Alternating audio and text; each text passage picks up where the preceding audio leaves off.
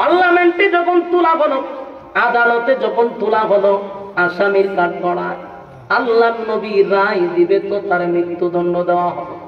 সব কাজকে যখন নবী রায় দিয়া দিবে, ঠিক এই মুহূর্তে হযরত জিবরাইল নবীর সামনে হাজির। জিবরাইল আলাইহিস সালাতু ওয়াস সালাম বলেন, নবী গো, বিচার করবেন পরে, পয়গম্বর বিচারের রায় দিবেন পরে, আগে শুনেন। উমর তো হইল অপরাধী, আপনি হইলেন বিচারক। মামলা লড়ার জন্য মাঝখানে একজন উকিলের দরকার আছে না নাই? নবীজি আপনি হলেন বিচারক, উমর হইল অপরাধী, মাঝখানে একজন উকিল দরকার। আর আল্লাহ বলেন এই মামলাটা স্বয়ং আল্লাহ নিজেই লড়বে। সুবহানাল্লাহ। একটা জবান বন্ধ রাখবেন না, কোন আল্লাহু আকবার, আর জোরে কোন আল্লাহু আকবার। এই উমর কেমন সাহাবী, যেই উমরের জন্য আল্লাহ নিজেই মামলা লড়তে রাজি হয়ে গেছে। আল্লাহ এই মামলা আমি লড়ব।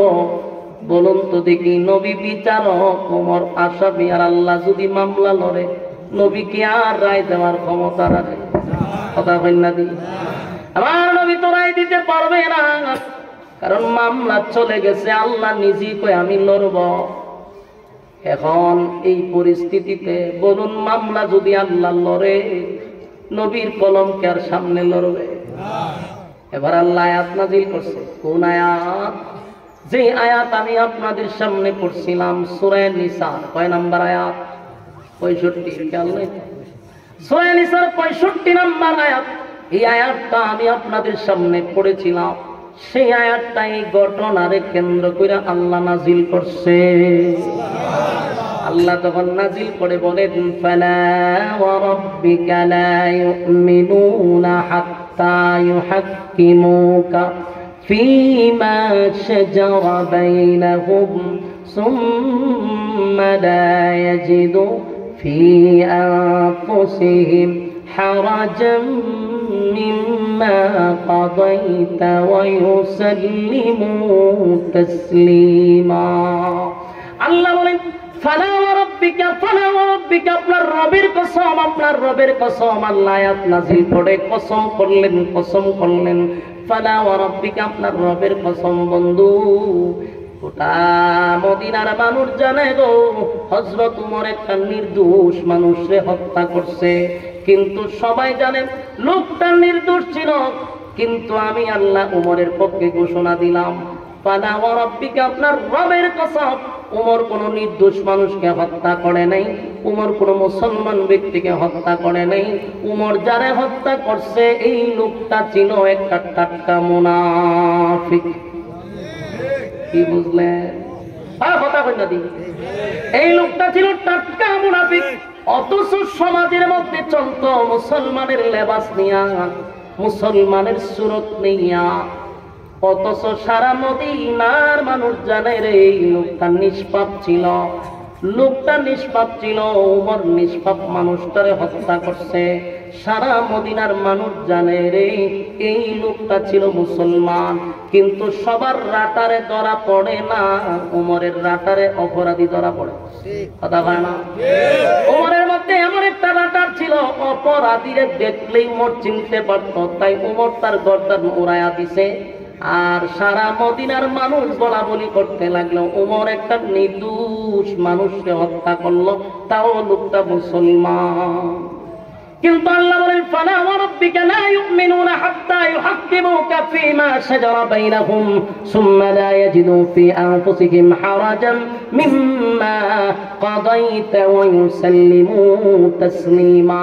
আল্লাহ বলেন, ফালা ওয়া রাব্বিকা, আপনার রবের কসম। বন্ধু, যেই লোকটাকে আপনারা বলতেছেন নির্দোষ, যাকে বলতেছে মানুষ মুসলমান, যাকে বলতেছেন নির্দোষ, আমি আল্লাহ বললাম এই লোকটা নির্দোষ ছিল না, মুসলমান ছিল না। যেই লোকটা মুসলমান দাবি করে, আপনি নবী বিচার করে দিলেন, আপনি নবীর বিচার তার পছন্দ হয় না, সে কোনোদিন মুসলমান হতে পারে না। আমার যুবক ভাইয়েরা, আয়াতটা তো নাজিল হইল 1500 বছর আগে, কিন্তু এই আয়াতের ভিতরে যেই কথাগুলি আল্লাহ তুলে ধরছে, শুধু 1500 বছর আগে এমন চরিত্রের মানুষ ছিল রে, আর এখন নাই। বিষয়টা কি এমন? আমি আপনাদেরকে আঙ্গুল দিয়া দেখায়া দিই, ভালো করে দেখবেন। এখনো বহু মানুষ এই সমাজে বাস করে, নিজের দাবি করে আমি মুসলমান, আমি একজন ইমানদার, কিন্তু দেখবেন নবীর তরিকা তার ভালো লাগে না, নবীর সুন্নত অনুযায়ী চলতে ভালো লাগে না, কোরআন হাদিসের বিচার ভালো লাগে না, কোরআনের আইন তার ভালো লাগে না, আল্লাহর হুকুম ভালো লাগে না, নবীর তরিকা চলতে ভালো লাগে না। এ যেমন মুনাফিক, এই যুগেরও সে এই মুনাফিক। অপরাধ তার অপরাধ ছিল নিজের মুসলমান দাবি কিনা, নবীর বিচার পছন্দ হয়েছে না। এখন অনেক মানুষ আছে তারা নিজের মুসলমান দাবি করে, কথা হয় না, আমি একজন মুসলমান, কিন্তু মুখ দিয়া কয় ধর্ম যার যার, উৎসব সবার। এই বক্তব্য কোনোদিন কোন মুসলমানের হতে পারে না। আগামীতে কোন নেতায় যদি কইব ধর্ম যার যার, উৎসব সবার, জুতা দিয়ে ফিরে শুরু করবে। বন্ডামি স্যার, আগে তো 16 বছর বন্ডামি করে গেছ, তোর মা আছেন দীক্ষা, তোর মা নাই বন্ডামি করস করে। ধর্ম যার যার, উৎসব যদি সবার হয়, গুরু জব করো, সব মালা উন্ডে না হইবি। মালুর বাচ্চারা গুস্ত খাই, তোরা তা আমরা গিয়ে প্রসাদ খাইতাম। একটা সীমা তাহার তো দরকার। হ্যাঁ, ধর্ম যার যার, উৎসব সবার মানে বুঝছেন?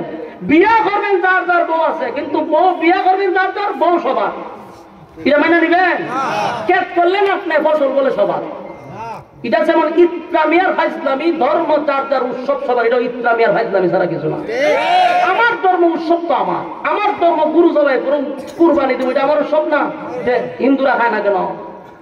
হিন্দুরা আনতে পারবেন আপনি? তেহারার দুর্গা পূজার সময় তুই কথা বলস কেন? ধর্ম যার যার, উৎসব সবার। আমার প্রশ্ন হলো, 1500 বছর আগে এই আয়াত আল্লাহ নাজিল করছে যে আপনার কাছে সে বলছে মুসলমান, সারা মদিনার মানুষ জানে সে মুসলমান, অথচ আপনি বিচার করে দিলেন তার বিচার পছন্দ হয় না। এই 2025 সালেও যারা বলবে ধর্ম যার যার, উৎসব সবার, এরা নামে মুসলমান, এরাও সেই আব্দুল্লাহ ইবনে উবাই ইবনে সুলুলের মতো মুনাফিক।